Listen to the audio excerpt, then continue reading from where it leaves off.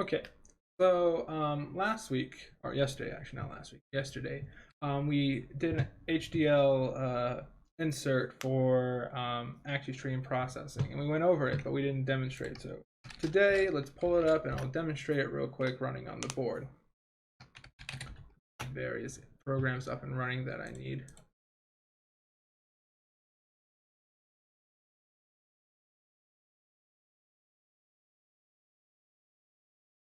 Okay, so we have TerraTerm, we have our project. Oh, I need to change the resolution. Let me go ahead and change the resolution so you guys can see a little bit better. So let's go. We're going to check out the SDK project, and I guess run it. It's going to be basically the same operation as before. Nothing new or surprising there.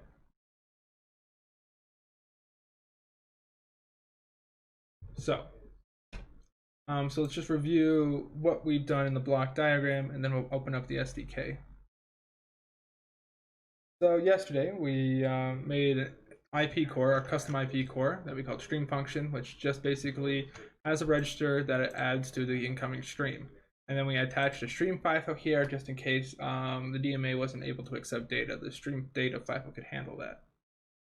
So we have the DMA to our custom IP that we wrote in VHDL to a utility IP, which is a actually for stream data FIFO that's only 16 depth in the FIFO, but it'll hold and kind of process any overflow from this to back to the DMA. So let's go ahead and open up the SDK. Probably it's not broken, but it actually turns on.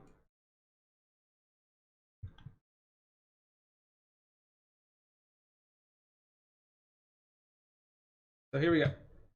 I mean, the only thing we changed is that we have the core. We're configuring our IP core here. So configure HDL IP. HDL IP for post HDL. And then we're adding values. We're doing the incrementing in software rather than hardware this time, so we can see the operation. So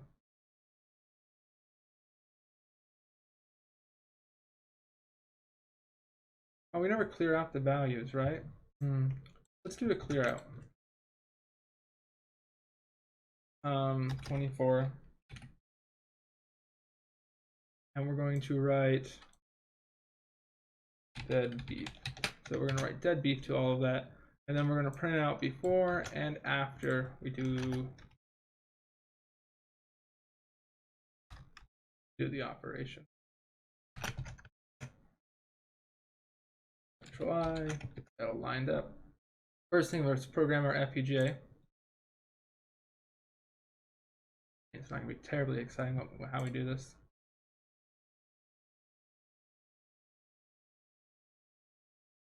Creating bitstream, loading bitstream, configuring.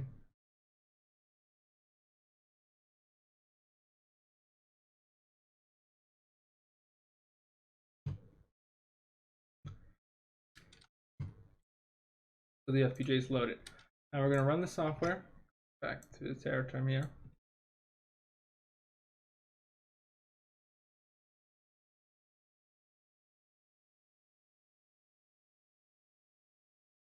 I don't really know why it has to be so slow. We're just loading software in. Oh, okay, let's redo this again so you can get. So I'm going to go to the terminal controls and do the receive on auto. Doesn't do that again.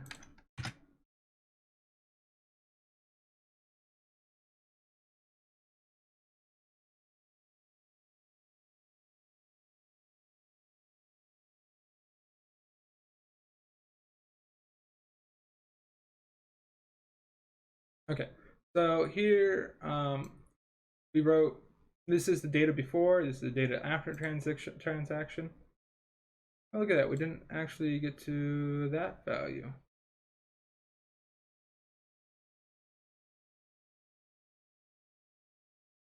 I don't think we printed out too fast, did we?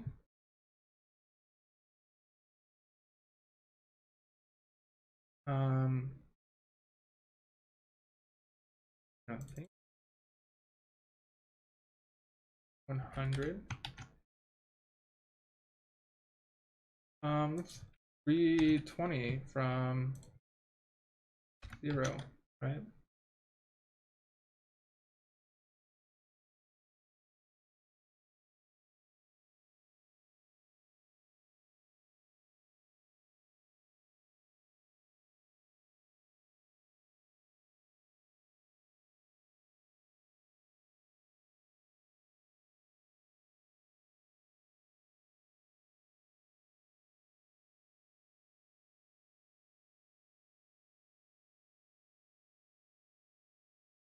Did I remove one too many zeros? Yeah, we removed one too many zeros there. So let's save that.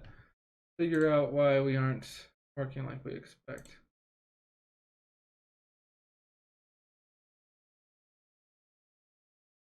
Oh.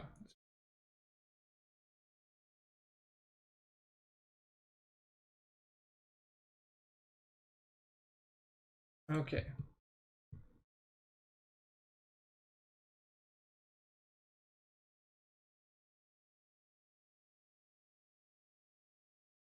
We're actually not getting as far as I expect. I think the transaction for the writing is not doing what we expect. So let's go back here.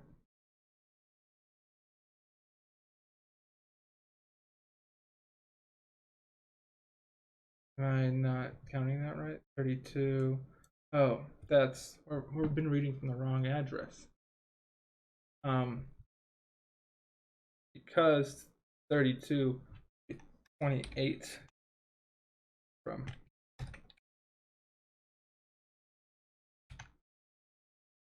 Okay, now we should have something that actually looks right.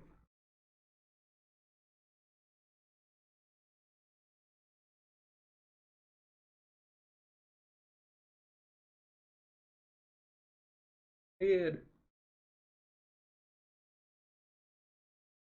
Okay, so there we go.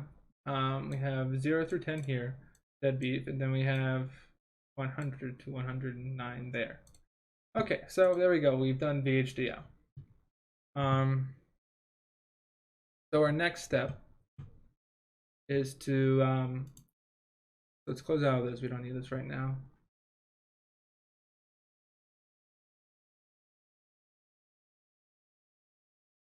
And then we're going to open up Vivado, and I'm going to close this project because we're going to start a new project soon. Project. So we're closing the project. So if you notice, we have this little DVI chip right here. Now I want to be able to do VDMA and like ongoing images. So we need to figure out how to do that for this board. One, I kind of want to look at the chip, see what the chip's spec'd out to, what speeds it can support, and then I need to figure out how this works. And this is from the Icebreaker FPGA, and right here we have their source code for how this works. So let's start at the top and see what we got. Top module. These are the PMODs. These are some wires. This is the PLL. Flashing LED, timing core, and assigning the different colors to the different things. VGA clock, VGA H, DA, and VS. I know HS and VS is, I'm not sure what DE is. That might be the blinking signal. So, okay. So let's go look at the VGA core.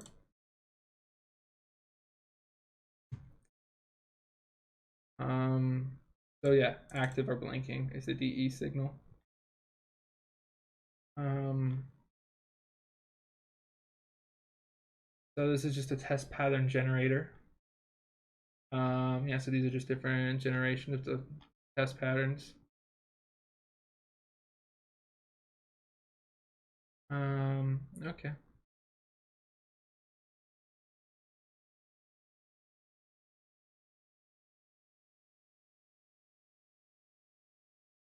Interesting. I mean, first off, we probably just want to copy and paste this straight into our device and see what we get out.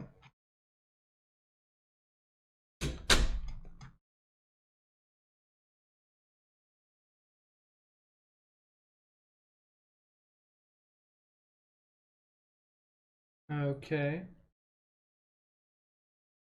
So let's see timing.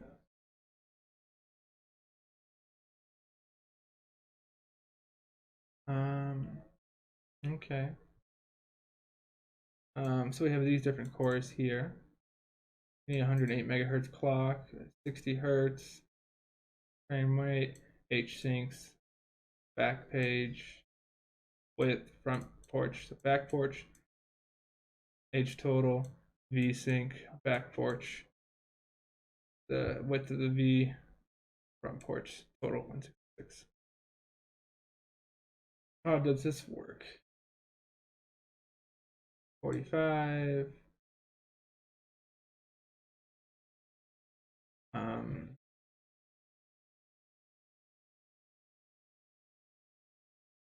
okay. I don't think he has. Okay, so they have different timings. Interesting.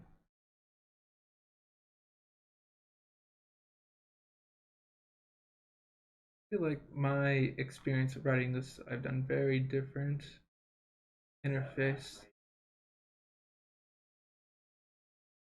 Okay, so let's see what their PLL is doing again to figure out what speed they're picking. Do do do do do.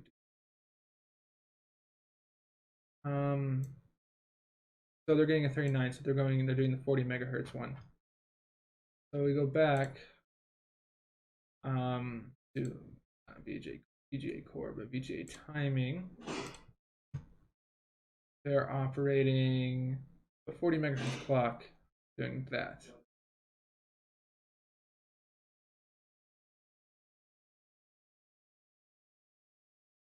I don't know how that timing doesn't make sense. How do they just extend that a little bit more? Okay, so let's go check the schematic. So we want to do icebreaker schema to DVI. We'll look up the chip for that. Boom, boom, boom.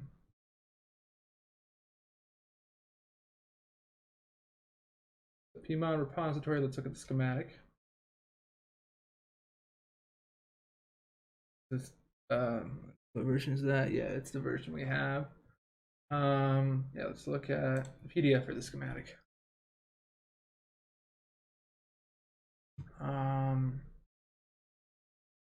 So we're doing with a TFP 410. We're only doing that bit mode.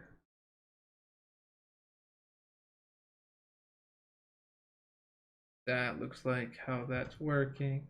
So let's see what resolutions this chip can support. The TFP 410. TFP 410. Data sheet, yeah, it's what.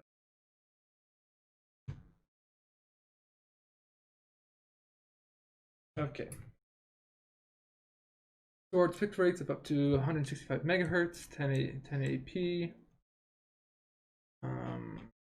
Okay, let's see.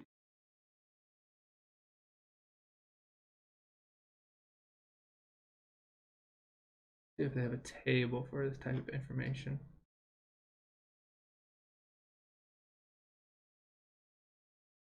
Or we do 24-bit.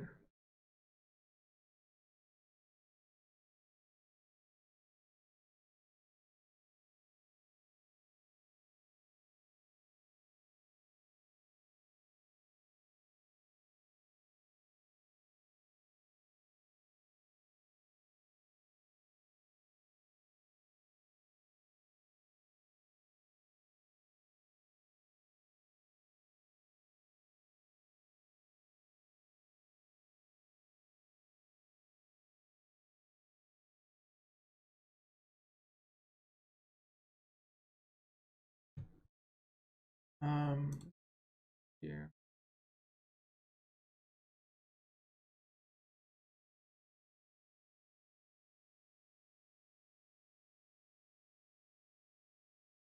So they don't have a double clock, so I don't think they're doing the double data. So let's see. So they have 24 output. Are they just grabbing the top bits?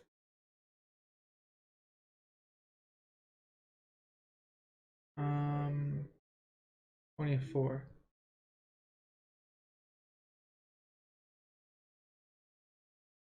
Yeah, it looks like they're only grabbing the top bits of everything. It only changes on the clock cycle, right? Clock dot. We're not doing a positive edge. We're trying to do positive edge, positive edge, positive edge. So definitely looks like something more like this, right?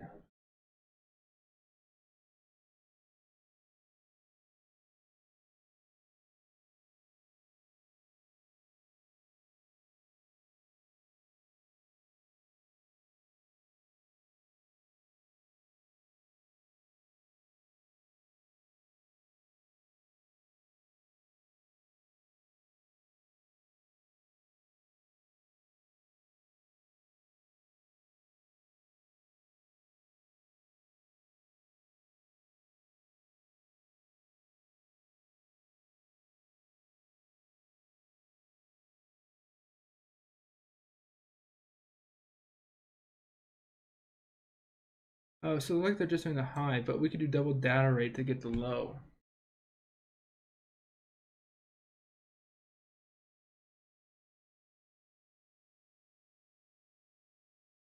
Yeah, so their code doesn't look like it's doing the lower bits. Because it looks like it definitely can do that. We might be able to put some double data rates and try to get that to work. Because this looks like they're doing this, but they're not doing the low bits of it. Okay, see if we can get some.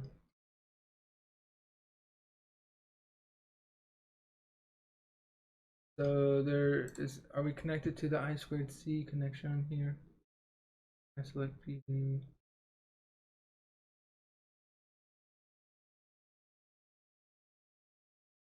Got the STL. Okay, so we don't have access to any registers on it.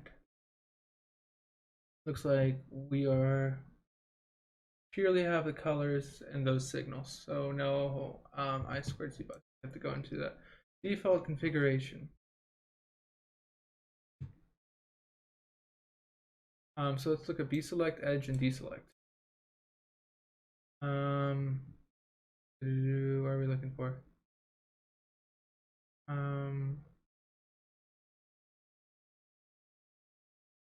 So B-select is high, deselect is low,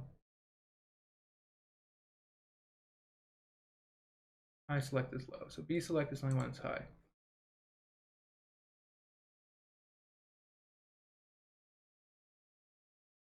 So we're doing 24-bit single edge falling.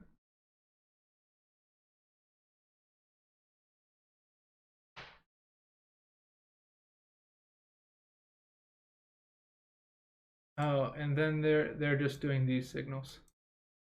So okay, so we are doing 24-bit, but we're only doing these signals right here. The other bits, and they're completely ignoring the lower bits. Okay, I can deal with that. So we won't be able to do that because of the signals and how they're tied in the schematic. We would have to be able to drop that one or something. And I don't feel like doing that. So that's how this mode works. Go see if we can figure out. Can't change any registers.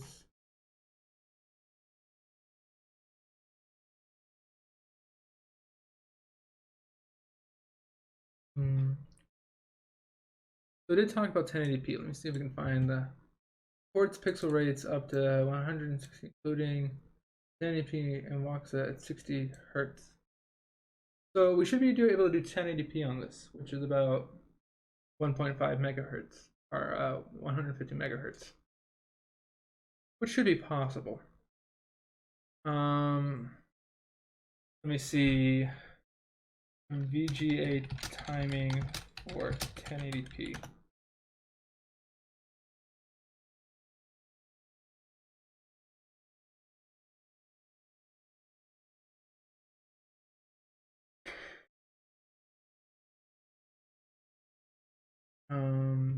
So let's go find HD 1080p.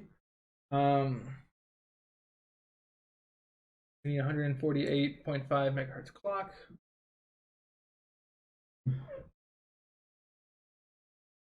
We're not doing TDMS. The chip is going to do the TDMS for us. 12 pixels. Vertical timing is that. So I think we should be able to do 1080p with this guy according to the specs. But we're only going to do 12-bit and not 8-bit because the way the chip is configured, there's no way to easily switch between registers. Non-populated thing on here? This one. Just a single page. Oh, we got do not populate in the vref. There's probably one of them.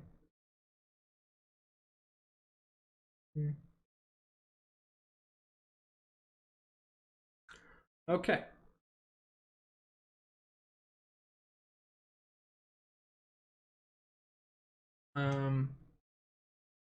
So first project is let's just copy and paste this Verilog into a new project and connect the pins. Things we'll have to change are only at the top level. So let's go ahead and download this example. We can just reference the project and then edit it. Hopefully we put the Verilog in. It may not like us implementing the Verilog very well. So let's clone and download. And download zip. Yeah, let's save it. Extract all. Extracted folders. Okay, so let's build a DVI project. Let's create a project. Next, do in stream. We're gonna call this DVI 0. I guess we can specify it now, right? Let's add files and downloads. Do icebreaker examples. DVI 12-bit. All those guys. Next, we don't have any constraints at the moment. Boards. We're doing the Arty. Finish.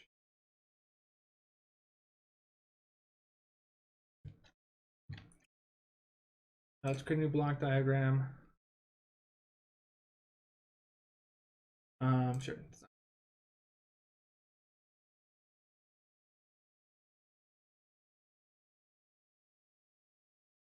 Can I add any modules? Oh, still updating the modules. Still updating the modules. Still updating. So we can add the VGA core. Okay. Let's see. What inputs did we have? Let's look at library, Verilog. That's okay. I don't expect much. That's to flash the LED. We don't care about that. We have a 0 there. Random number.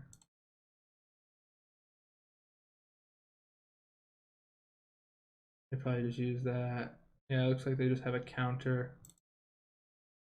Or they're just adding 3 to it. So we could just add a counter there. So let's just do this how we can do this here. So we want to do a constant. We're going to rename this 0. And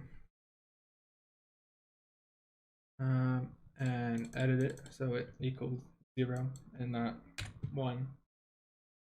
Screens I wish default to a lower size. We're going to plug that into 3-bit mode. Let's get the number mode bit. That input. Mode bit is an input. Let's figure out what that input is.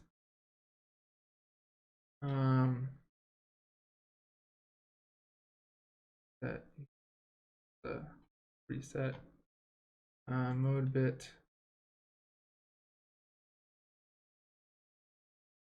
I don't understand what that does. So let's go look at what mode bit does. Oh, it switches between test pattern and demos.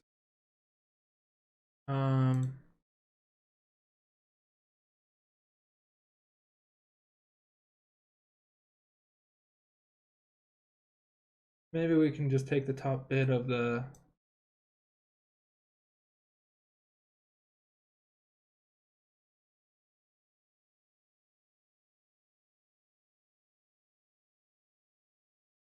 okay, so we can do that. So let's go ahead and actually get a clock going. So board, system clock.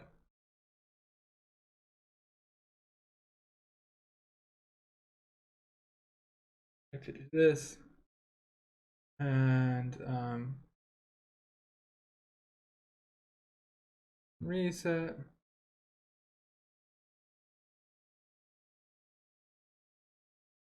Active low. If you felt the need for that, sure, whatever.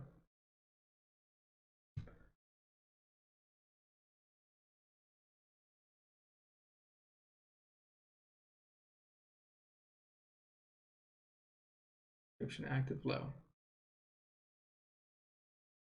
Okay, so we now let's go here and make this a 40 megahertz clock. Output clock, so we want it to be 40.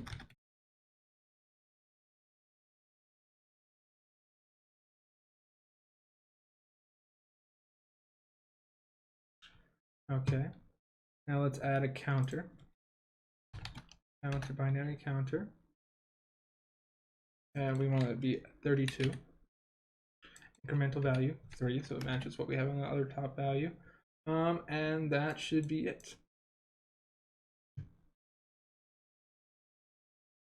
And clock out there. Random number. Now this mode bit is now we need to determine that.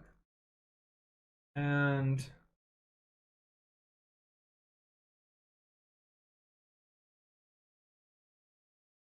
so how do they do it here? So they basically said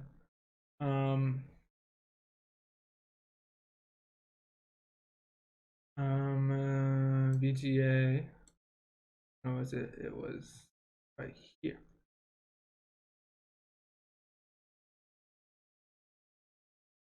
It was here. So when these 3 bits equaled 0, 0 and it seems like a really weird thing to do to me. Because if you have a bunch of, you say we're taking 3 bits, not even the top bits, there's 3 lower bits, and if there's 0, 1. I mean, can you just do, how about we do this? We just do the 30th bit, and if the 30 bit is 1, that means all those bits flipped over. So yeah, let's just do that. So we're going to take a slice of it, and we're going to stick here, and we're going to say we want down to 0 from 30, 30, 29.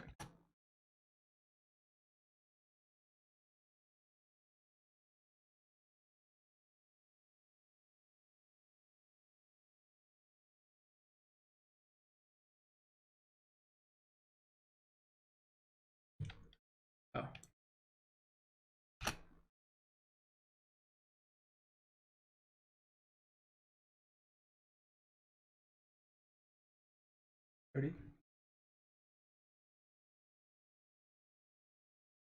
Okay, cool. And we're going to plug this into here and plug the clock into there. And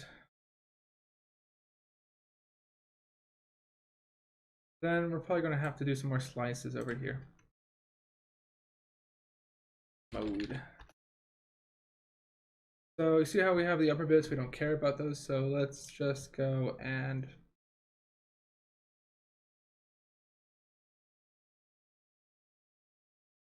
yeah, I don't feel like doing that. I feel like we can just do that on our own later. So add a slice.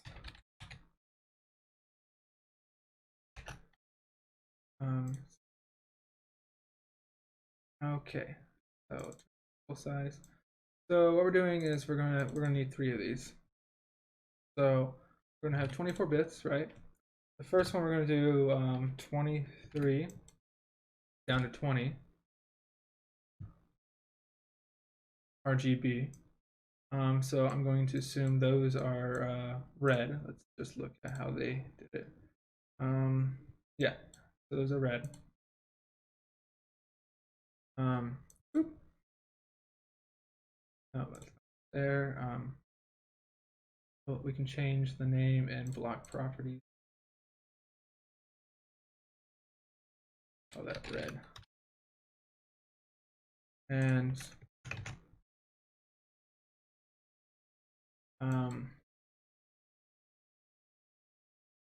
18 to 14. 18 to 15? 18, 17, 16. Okay. We'll call that green.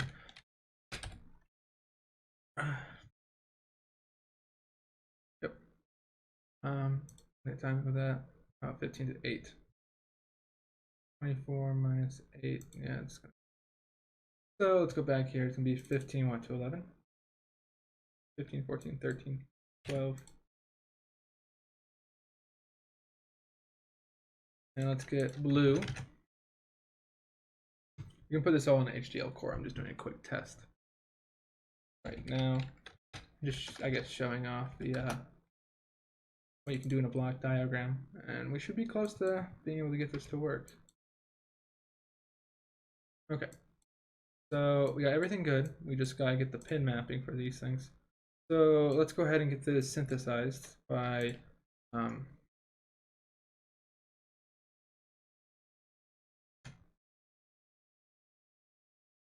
let's go ahead and make that red.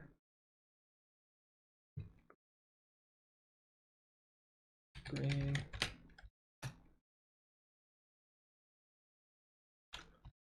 And blue.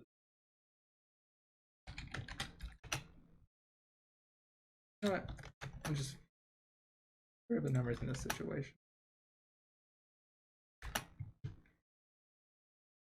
And yeah.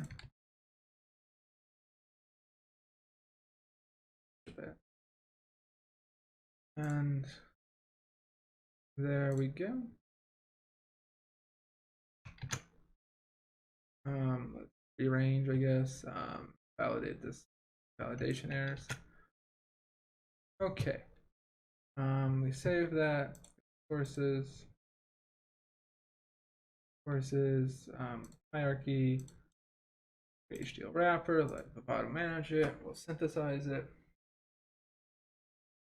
And then what do you want to try to, we can try to play around with it to push it to 1080p. I think we can do that. That'd be a fun little project.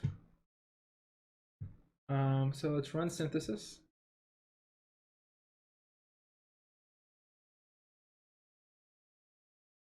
And let's go ahead and pull up the Arty data sheet. Arty data sheet. Arty reference manual.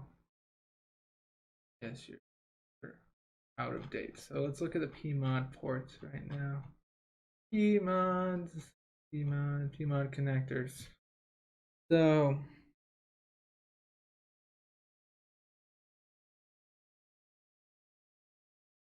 see what the high speed clarify is.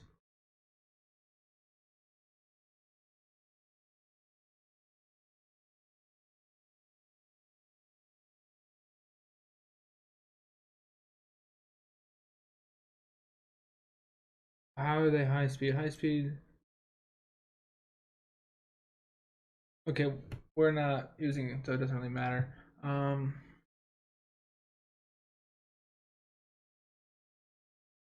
They really explain which one is which. They don't really have a name on it, do they? Okay, so we have on JC and JD. So we look at, go back here, at the bottom. All right, here. So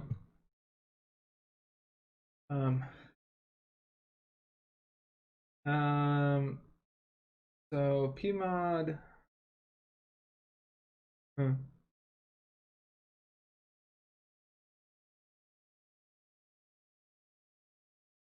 Which PMod is the question. Oh, they have it listed on here. So C is for the R's. So this is basically what organization we need to do. So yeah, we'll just be referencing that with these pins. So pin 0, I assume this is following the same standard. Let's go check out that schematic. Pin 1 is R3.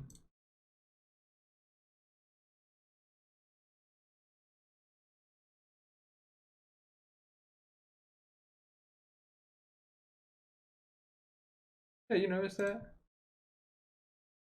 They don't match. Oh, it's because they're doing that terminology. 2910, 2910. Okay, so we have R3 is the top right one. Top right one is going to be pin 1. So we're going to follow this terminology right here, R3 and whatnot. Okay, how's Vivado doing? Synthesis failed. Why did synthesis fail? Oh, wait, that's apparently we did not set the right thing as top.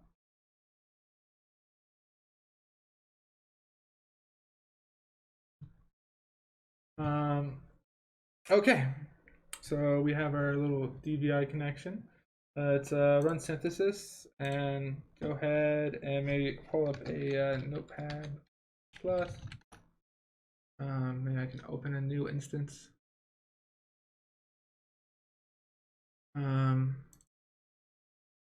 DVI ports.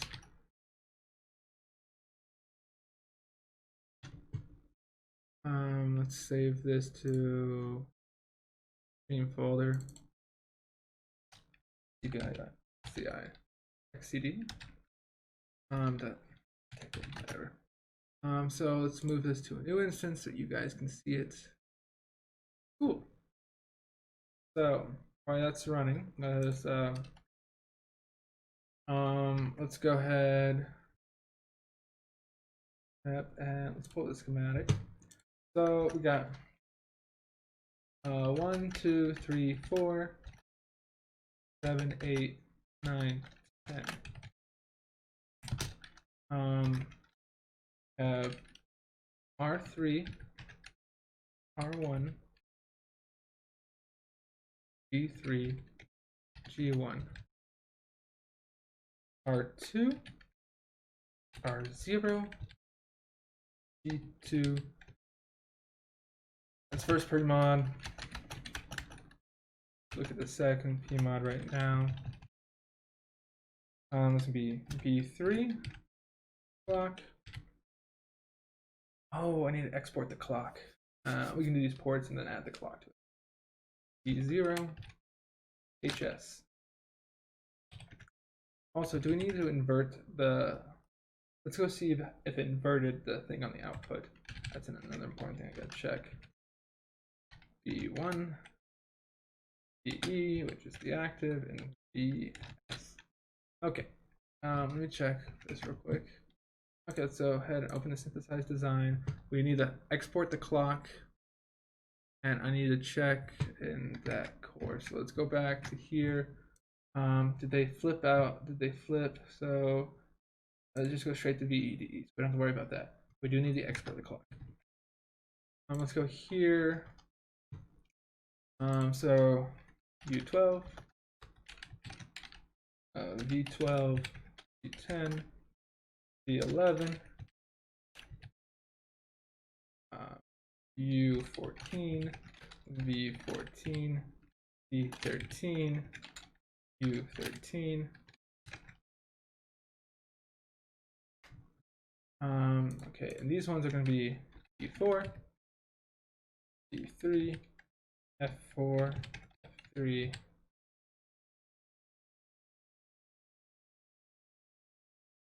E2, E2, H2, E2. Okay, cool. So those are the pins we want to do. So we can show you how to do this here. So we go to IO planning.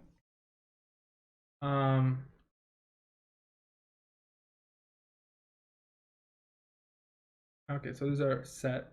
We want these to be set to 3s. LC MOS 3, LC 3, LC MOS 3, and these scalar ports.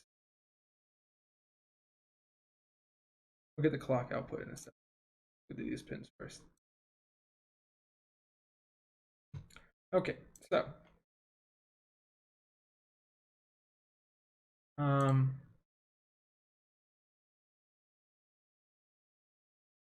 let's pop this out actually.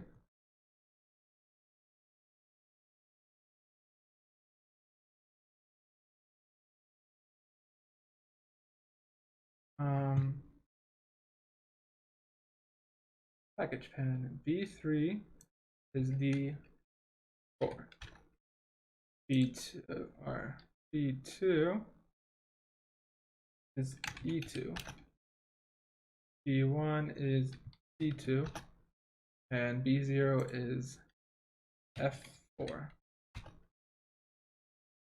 Cool, got those assigned. Green 3, V10. 2 is V13.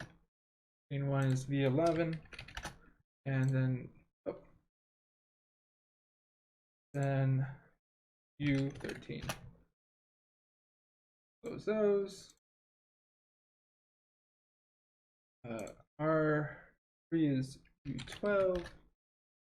2 is U14.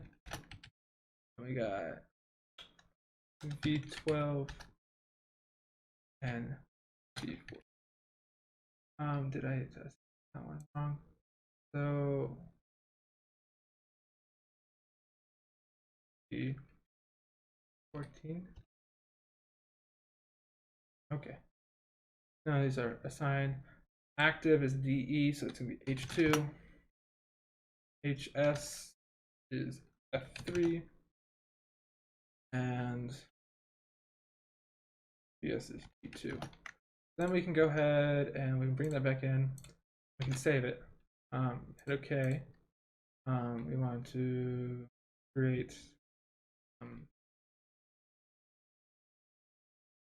set of control. So we want to update. We're going to update with a new file called top.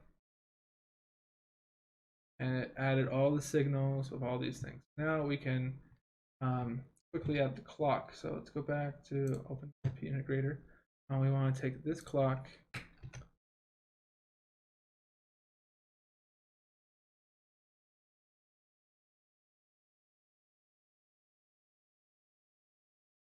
and not make it external.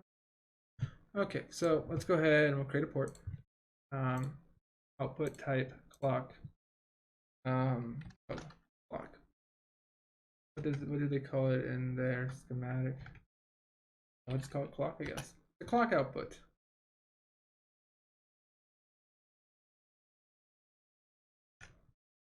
And what signal was that clock? That clock was on D3. So let's go add that to real quick here. So we're gonna take this clock.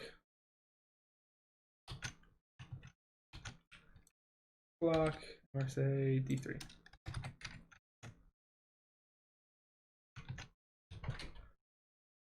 Verify this validation is successful.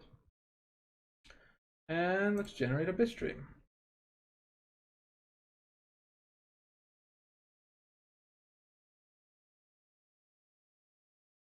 This should actually generate fairly quickly, so we should see it before the time runs out. So using the icebreaker, DVI core, stuff like that. So this is the beginning step. We just want to prove that this board can handle it. I think my next step is we want to push it to 1080p at 60 frames per second. The board can support that. Both boards can support it, I'm pretty sure. And we should be able to do that. Next, we want to be able to do VDMA and create a VDMA engine that converts actually stream to video. And that way we can play a scene over and over again.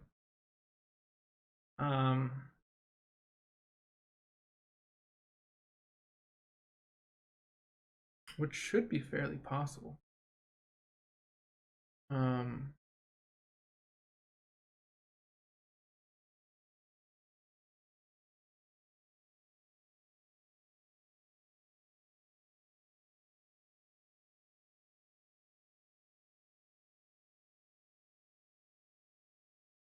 Yeah, that should work.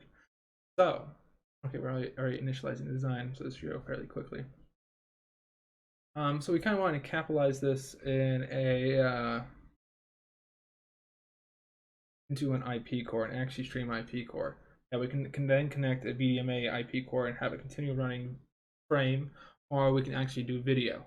And so I guess the goal is that we want to run video on this device. We want to load up a simple video file of so many frames and play it through our Axie VDMA over the microBlaze with a really fast clock. This is going to be interesting. We're going to see how this works. And since a clock can do 32, we can actually do 4 pixels per clock cycle, which will help us do some fun processing. Give us a good amount of leeway, because we can drop the processing clock 140, almost, yeah, we can almost drop the processing clock down to almost 35 megahertz if we're doing 4 pixels at a time, which will give us plenty of leeway to do some fun stuff. That way we can actually do some active video processing. If we want to, we might be able to, I don't think this is an input though, it's only an output, right? Okay, let's go hardware manager. Let's go ahead and try this guy out for size, see if he works.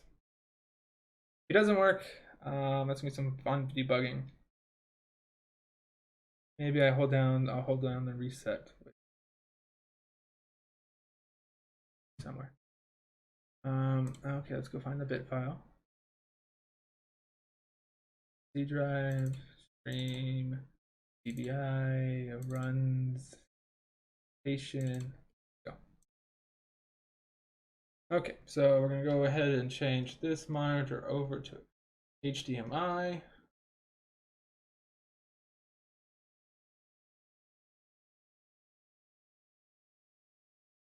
And look at that. Okay, let me show you guys what's happening.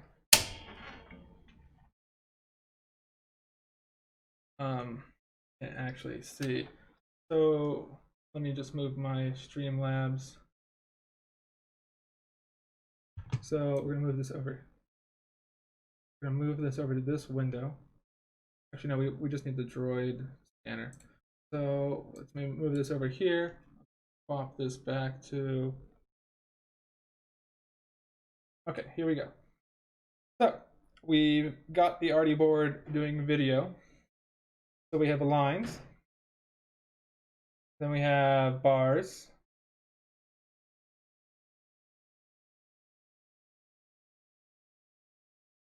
We have a dot. Getting stuck over there for some reason. Not my code. Bars.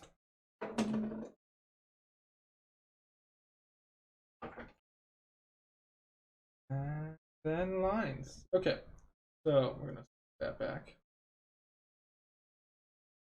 So I think we were successful. We got this thing working on the Arty board. So next we're going to try to do VDMA over it. And let's just make sure to verify that this chip is only an output, not an input. It's a transmitter, not a receiver. So we can't have another one that receives. I mean, we could, but we don't have the hardware for it, and it's not available. So I guess then from there we are good to go. So I think that's a good place to end the presentation today. We just added the software for this board right here. So we originally took the Lattice software to run it on this chip and converted it to run on the Arty board. Next, we're going to pump it up to 1080p, connect it to VDMA, and play a video over it. And then we're going to do some data processing on it. I think that would be great. Okay, until next time, I will post this video to YouTube so people can watch it. But that's about it. Bye.